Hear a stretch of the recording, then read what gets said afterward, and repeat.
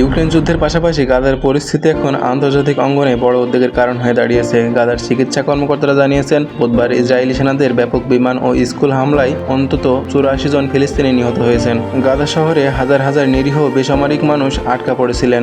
এদিকে ভয়াবহ বোমা হামলা, অন্যদিকে সেনাদের স্থল অভিযান, সব মিলিয়ে মানবিক বিপর্যয় এবং তীব্র আকার ধারণ করেছে।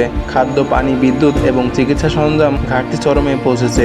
অনেক হাসপাতাল ক্ষতিগ্রস্ত হওয়ায় আহতদের সেবা দেওয়াও কঠিন হয়ে পড়েছে।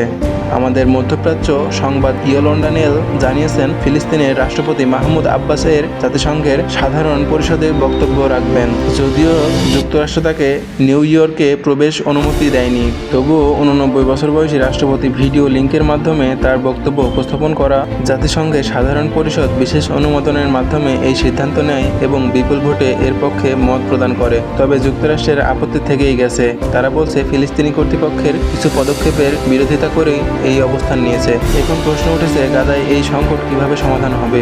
আন্তর্জাতিক চাপ থাকা সত্ত্বেও ইসরায়েলি অভিযান অব্যাহত রয়েছে। অন্যদিকে জাতিসংঘ বিভিন্ন আন্তর্জাতিক সংস্থা মানবিক সহায়তা পাঠানোর আহ্বান জানালেও বাস্তবে তা কার্যকর করা কঠিন হয়ে দাঁড়িয়েছে। বিশ্ব নেতারা পরিস্থিতি শান্ত করতে আহ্বান জানাচ্ছেন, তবে সমাধানের পথ এখনও অনিশ্চিত।